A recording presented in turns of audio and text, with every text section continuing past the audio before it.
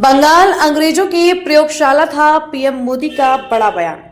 वंदे मातरम की 150वीं वर्षगांठ पर संसद में मोदी का संबोधन। प्रधानमंत्री नरेंद्र मोदी ने वंदे मातरम को देश की आजादी के आंदोलन को ऊर्जा देने वाला मंत्र बताया और कहा कि यह गौरव का पल है। पीएम मोदी ने अंग्रेजों की ओर से बंगाल विभाजन और वंदे मातरम के प्रतिरोध का भी जिक्र किया। संसद के शीतकालीन सत्र के 8वें दिन प्रधानमंत्री नरेंद्र मोदी ने लोकसभा में राष्ट्रीय गीत वंदे मातरम के 150 साल पूरे होने के उपलक्ष्य में खास चर्चा की शुरुआत की।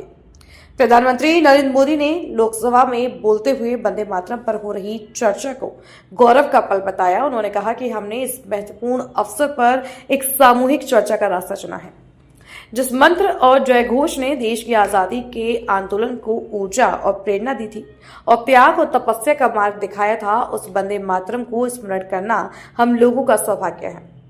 यह हमारे लिए गर्व की बात है कि हम इस पल के साक्षी बने रहे। प्रधानमंत्री मोदी ने लोकसभा में वंदे मातरम की 150वीं वर्षगांठ पर कहा, अंग्रेजों ने बांटो और राज करो इस रास्ते को चुना और उन्होंने बंगाल को इसकी प्रयोगशाला बनाया, क्योंकि वो भी जानते थे कि वो एक वक्त था जब बंगाल का बौद्धिक सामर्थ्य देश को दिशा, ताकत, प्रेरणा देता था। और इसलिए अंग्रेज भी जानते थे कि बंगाल का यह जो सामर्थ्य है वो पूरे देश की शक्ति का एक केंद्र बिंदु है। और इसलिए अंग्रेजों ने सबसे पहले बंगाल के टुकड़े करने की दिशा में काम किया। पीएम मोदी ने कहा, अंग्रेजों का मानना था कि एक बार बंगाल टूट गया तो यह देश भी टूट जाएगा। वंदे मातरम 150 वर्ष की यात्रा अनेक पड़ावों से गुजरी है, लेकिन आदरणीय अध्यक्ष जी,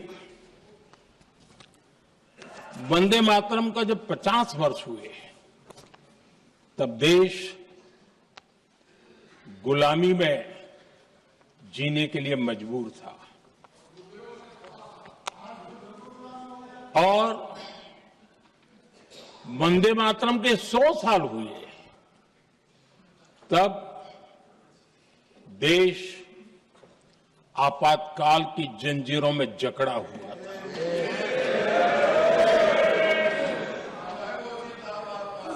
जब वंदे मातरम 100 साल के अत्यंत उत्तम पर्व था, तब भारत के संविधान का गला घोंट दिया गया था।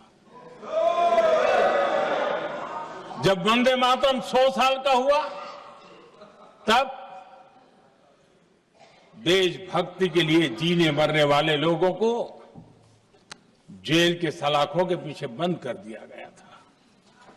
जिस वंदे मातरम के गीत ने देश को आजादी की ऊर्जा दी थी, उसके जब 100 साल हुए तो दुर्भाग्य से एक काला कालखंड हमारे इतिहास में उजागर हो गया।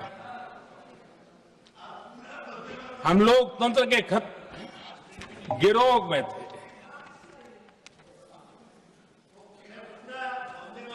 आदरणीय अध्यक्ष जी, 150 वर्ष उस महान अध्याय को, उस गौरव को पुनः स्थापित करने का अवसर है और मैं मानता हूं सदन ने भी और देश ने भी इस अवसर को जाने नहीं देना चाहिए।